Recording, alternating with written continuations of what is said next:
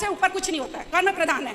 तो कर्म अगर प्रधान है तो आप यही ज्ञान सबको बांटें, कर्म निष्काम कर्म करें। फेरी लगाने की जो आप बताते हैं, एक बार आपने एक बच्चे को बोला कि दूध डालना 5 रुपए का, उसका कैलकुलेशन एक बच्चे ने बताया इतने लाख का। मैं सच कह रही हूँ, मैं बहुत पहले वृंदावन आई थी, यहाँ बाकी बिहारी के, मेरे को नाम थोड़ा याद नहीं रहता है, उसमें बाल्टी भर भर के दूध डाल रहे थे, बाल्टी भर भर के दूध डाल रहे थे और तो पैरों में दूध आ रहा था। नहीं तो बाल्टी भर के दूध कोई भगवान पे डाल रहा है, इसमें बुराई क्या है? बुराई ये है कि उस दूध को यूटिलाइज करो। भगवान कहीं नहीं कहते हैं मुझे फूल चढ़ाओ, भगवान कहीं नहीं कहते हैं मुझे दूध चढ़ाओ, वो तो सिर्फ प्रेम के भूखे हैं। विचार अच्छे रखो, कर्म अच्छे तो करो। जो दूध चढ़ा रहे हैं क्या उनके अंदर प्रेम नहीं है? विचार मांग रहती है, लोगों की मांग रहती है। देखो, आप सभी चैनल को सब्सक्राइब कर लीजिएगा, जो भी यूट्यूब पर देख रहे हैं चैनल को सब्सक्राइब कर लीजिए और शेयर कीजिएगा।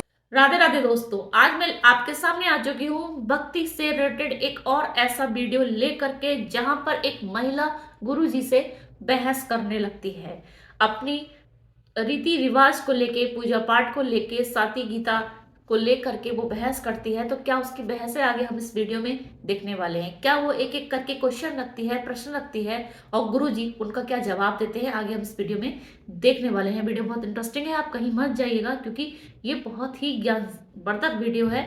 आप वीडियो को पूरा देखिएगा। तो उससे पहले मैं आप सभी से ये कहना चाहूंगी, अगर आपने अभी तक सब्सक्राइब नहीं करा है तो सब्सक्राइब कर लीजिए, क्योंकि वीडियो के नोटिफिकेशन आपको समय रहते मिल सके फ्रेंड्स। तो बिना देरी करे शुरू करते हैं आज का ये वीडियो।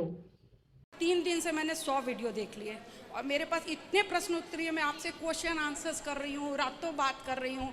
आपके अंदर साक्षात भगवान को सचवत पहले प्रणाम। और मैं अर्जुन हूँ, सबसे पहले मैं अर्जुन हूँ अपने आप को, और हम सब बैठे सब अर्जुन हैं। मैं गीता को बहुत मानती हूँ, गीता से बड़ा मेरे लिए कुछ नहीं है। गीता मेरी माँ है और मैं यही प्रचार भी करना चाहती हूँ आपसे।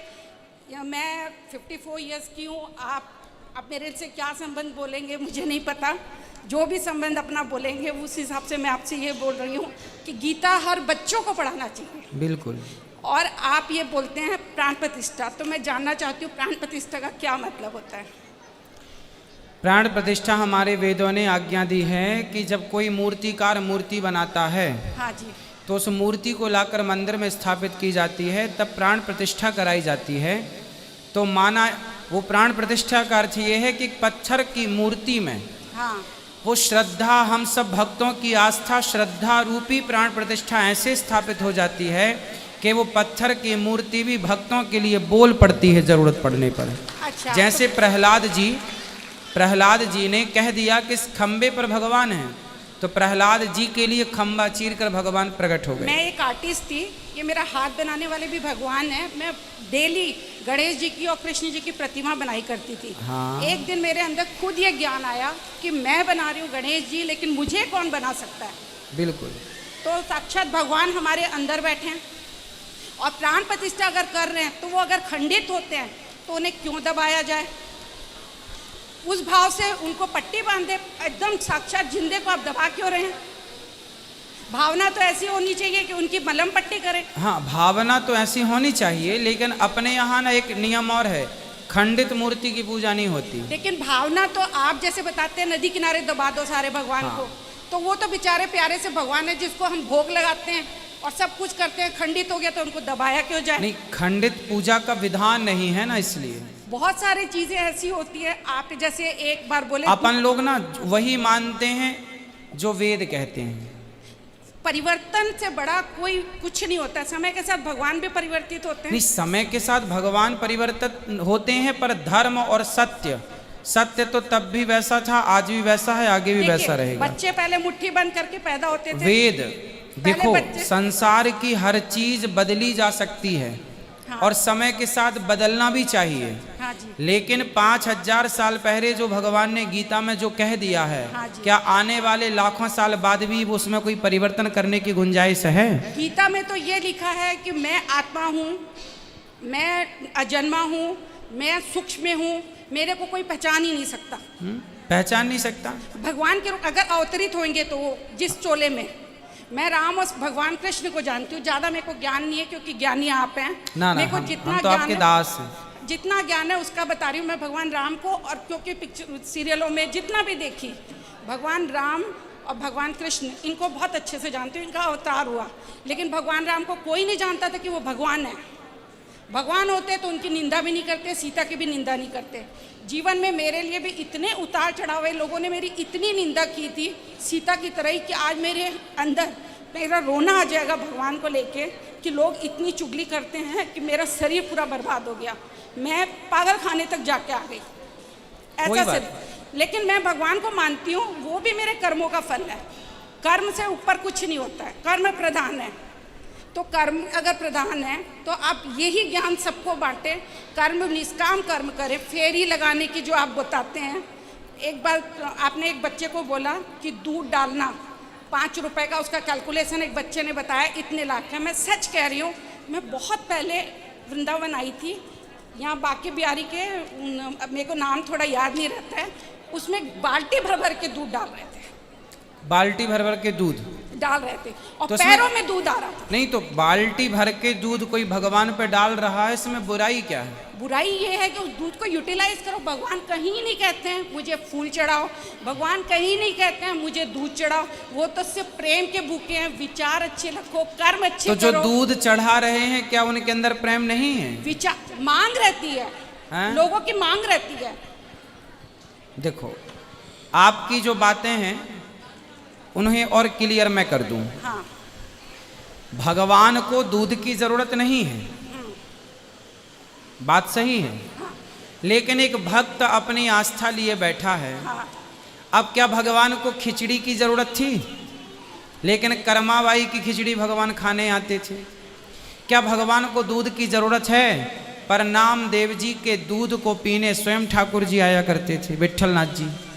तो देखो, आप कह रहे हैं कि जो दूध बाल्टियों से चढ़ाया जाता है शंकर जी को, वो आप कह रहे हैं कि वेस्ट होता है। पैरों में भी आता है।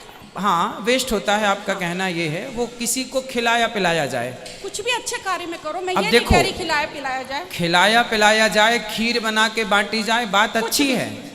लेकिन हमारे यहाँ ये तो बताओ कि लाखों लोग शराब पी रहे हैं। हाँ जी, शराब का प्रचार टीवियों पर, बड़े बड़े सुपर डुपर स्टार फिल्मों पर धड़ल्ले से हो रहा है। मैंने आपका ये आज सब तक किसी से आपने सुना शंकर जी पर दूध क्यों चढ़ाया जाता है, वो गरीबों में क्यों नहीं बांटा जाता? ये सवाल आपने लाखों लोगों से सुना होगा, लेकिन आज तक सुना कि शराब पीने से कितनी माताओं बहनों का सिंदूर उजड़ जाता है, बेटियों का बाप चला जाता है, बच्चे अनाथ हो जाते हैं। वो पैसा सारा लाओ और वो पैसा आप अपने गरीबों में बांटो, जरूरतमंदों को दो। मैं मेरी सेवादार के साथ आई हूँ। मैं आपकी बात पर आता हूँ। ये मैं सुना है आपका। तो शराब जो है, वो शराब ज्यादा खतरनाक है। दूध तो देखो, किसी किसी मंदिर में भगवान का अभिषेक होता है बाल्टियों के दूध से, वरना जो सावन के महीने में हम लोग आप लोग मंदिर जाकर चढ़ाते हैं, वो 5 रुपए का ही दूध होता है, 10 रुपए का। शराब का एक बोतल शराब कितने की आती होगी? 50 रुपए की, 100 रुपए की। और दूध कितने का आता है? शराब आती है 100 रुपए की, उसे पीकर आदमी बर्बाद होता है, और 5 रुपए का दूध चढ़ा के आदमी को संतुष्टि मिलती है कि मैंने भगवान के लिए कुछ किया। लेकिन जो कर्म करके आए हैं, उसका फल हमें मिलना ही मिलना है। उसमें विधाता बिल्कुल। करता नहीं है। हाँ, भगवान करता है ही नहीं। मेरी सेवादार आई है, बहुत प्यार करती हूँ मैं उससे। उसका पति पूरे जीवन शराब पीता था। हाँ, वो उसको ठीक नहीं कर पाई। वो अपने बच्चों को छोड़ दिया, पति को छोड़ दिया, अपनी पत्नी को छोड़ दिया। ठीक वो है। सड़क पे रहा शराब पी के। लेकिन कर्मों का हिसाब किताब भगवान सबका लेता है। कुछ कर्म ऐसे करके आए होते हैं जिसका भुगतान हमें भरना पड़ता है। हाँ, और तो भगवान इसमें करता आपका नहीं है। इसमें आपका प्रश्न क्या है? कर्मों भगवान- पर क्या सवाल मेरा है? कहना है भगवान करता ही नहीं है, तो हमें ये सब क्यों मांग रहती है? ये करने से ये हो जाएगा, ये करने से ये हो जाएगा। भगवान की भक्ति दोनों प्रकार की है ना, निष्काम भी है और सकाम भी है। भगवान अर्जुन को यही समझाए हैं, कर्म कर, फल की इच्छा मत कर और निष्काम कर। अरे भाई, कर्म तो करना है, हाँ, लेकिन कई बार भक्तों की इच्छा है। हाँ, भाई, भक्त की इच्छा है मैं भगवान से प्यार करता हूँ। अब मीराबाई ने भगवान से तो कुछ नहीं चाहा, पर भगवान से भगवान को तो चाहा। फिर आप बोलते झूठा नहीं खिलाना चाहिए घर में किसी को। भगवान तो पहले सबरी एक के एक का बेर तो भी हो खाए। जाने दो, हाँ? सबरी के बेर भी झूठे खाए थे, क्योंकि वो प्रेम के भूखे हैं। हाँ, तो भाई शबरी भक्त हैं और भगवान ने उनके बेर खाए झूठे। हाँ। अब हम दूध पिएं और वो झूठा दूध या झूठी चाय या झूठी रोटी आपको दे दें, तो तो वो गलत है ना। नहीं, उसका हम भाव- इंसानों की बात कर रहे थे कि इंसानों को आप जूठा ना खिलाएं, जूठा ना खाएं। वो भगवान है, इंसानों से भगवान की तुलना। हमारे बीच में कौन भगवान है हमें नहीं पता। अच्छा, भगवान का कुछ भी नहीं पता कि कौन भगवान बनके कौन अवतार हो जाएगा किस समय में। तो आप चाहते हैं कि आप जूठा खाएं तो नहीं खाओ, नहीं, मैं हमें जूठा क्या खाने दिक्कत के लिए है? नहीं बोल रही हूँ। भगवान प्रेम के भूखे हैं। अब आप बोलते हैं ये जो सदना कसाई था, हाँ ये मांस काटता रहता था हाँ और उसको भी भगवान प्रतिष्ठित हुए, हाँ, मिले। बिल्कुल। तो भगवान तो सब जगह प्रेम के भूखे हैं। तो क्या चाहते हैं आप कि आप भी मांस का व्यापार करें? मांस का व्यापार नहीं, मैं एकदम शाकाहारी हूँ। देखो, मैं बता रही हूँ कि भगवान तो समझो। सिर्फ प्रेम के भूखे होते हैं। भगवान तो प्रेम के भूखे, राम ही केवल प्रेम प्यारा, लिखा तो है। हम कथा में यही बात समझाते हैं कि भगवान से प्रेम करना चाहिए, लेकिन प्रेम के साथ साथ जो हमारे कर्तव्य हैं, हम इस संसार में आए हैं, है ना। अब जैसे आपने सवाल किया तो हमारा कर्तव्य है कि हम उसका उत्तर दें। हाँ जी। तो आपका बेटा होगा, तो आपका बेटा है तो स्वाभाविक है आपका कर्तव्य होगा कि आप उसे दूध पिलाएंगे। तो आपको प्रेम तो भगवान से करना है, पर संसार में आपको व्यवहार भी तो करना पड़ता है। तो आप व्यवहार कुशलता से निभाते हुए भगवान से, भगवान किसी वस्तु के भूखे नहीं हैं, लेकिन कोई भक्त, हमने ये कहा है कि भगवान को जरूरत नहीं है पुष्पों की, हाँ, माला और हार हार की, की। लेकिन यदि भगवान को कोई प्रेम से देता है तो उसमें प्रेम से देने वाले भक्त की और भगवान की मर्जी है। हम नहीं कह सकते कि इसका प्रेम है या नहीं है। भगवान की डिमांड तो नहीं है। शबरी से, सुनो, क्या शबरी से राम ने बेर मांगे थे? बताओ। वो तो भगवान को इतना प्रेम करती थी। पहले ये बताइए, क्या शबरी से राम जी ने प्रेम बेर मांगे थे? देखिए, मैं इतनी ज्ञानी आपकी तरह नहीं हूँ। मैं ज्ञानी अज्ञानी की बात मैया जी नहीं कर रहा हूँ। पहले आप उत्तर दो कि क्या राम जी ने शबरी से बेर मांगे थे? मांगे नहीं थे। हाँ, मेरे को ये पता है, बस दिया खाए थे। ना, उनसे प्रेम से बेर दे दिए। उसी तरह हमसे भगवान पुष्प मांगते नहीं हैं, पर कोई भक्त पुष्प तोड़कर लाया, बड़ा सुंदर है, भगवान के चरणों में चढ़ा दिया, तो बुराई भी तो नहीं है। नहीं, बुराई किसी चीज की नहीं होती है। हाँ। लेकिन प्रथा जैसे धीरे धीरे पल्ला हट रहा है, उसमें प्रचार पल्ला। अब आप विषयांतर बहुत हो रहे हैं। अब इस बात से अब सीधे पल्ले पे आ गए। नहीं नहीं, मैं एक एक चीज जो वीडियो सुनी उसमें आपका ये आंसर पल्ला तो देखो आपका भी नहीं है सिर पर, नहीं है। तो रखना चाहिए। देखिए, समय के साथ में परिवर्तन जो आ रहा है ना, पहले पर्दा प्रथा था, फिर पर्दा हटा, फिर उसके बाद दूसरी चीज आई, तो एक के बाद एक अगर परिवर्तन हम करेंगे। माता पिता की सेवा बहुत अच्छा आप तो समझाते आप हैं। किस में परिवर्तन करना चाह रही हैं, क्लियर बताइए। आपने माता पिता को जो रखते हैं उसके लिए मैं आपका जितना शुक्राना करूं, हाँ। वो शुक्रिया। और आप सेवा भाव बताते हैं, वो भी बहुत अच्छी चीज़ है। लेकिन सिर में पल्ला लग के अगर गर्मी लगती है, सेवा भाव नहीं हो पाता है, तकलीफ होती है। हमारे सिख भाइयों को देखिए, गर्मी हो सर्दी हो सिर पर पगड़ी रखते हैं कि नहीं? हाँ। रखते हैं कि नहीं?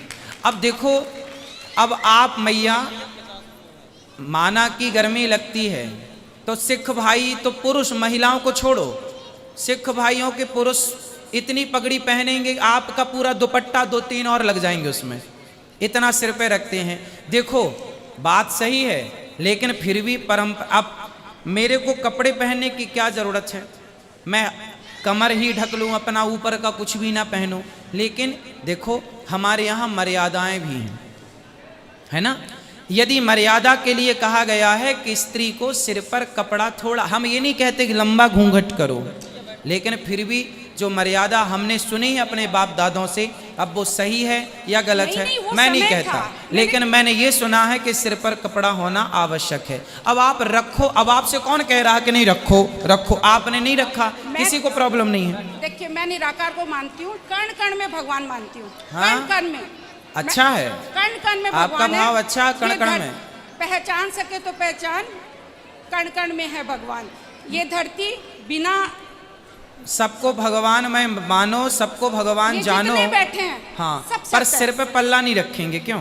क्या पल्ला मेरे सबको लिए? भगवान जानेंगे, हम सबको भगवान मानेंगे, लेकिन सिर में पल्ला नहीं रखेंगे।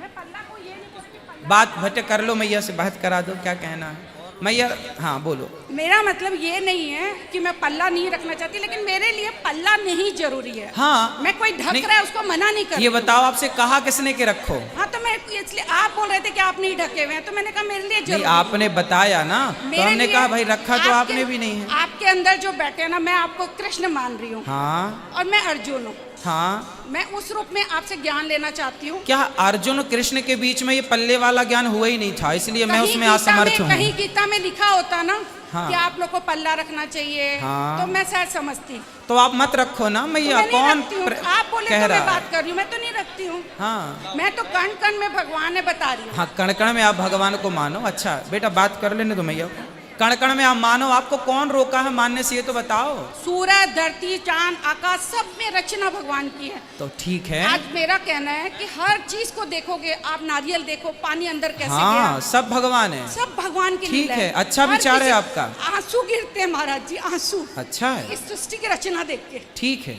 इतनी सुंदर ये बताओ हम क्या सेवा करें आपकी? आपकी सेवा में बस आप मेरे को आशीर्वाद दीजिए। हम आप आपको मेरे- आशीर्वाद नहीं, आप हमें दो कि हमें भी सद्बुद्धि आए।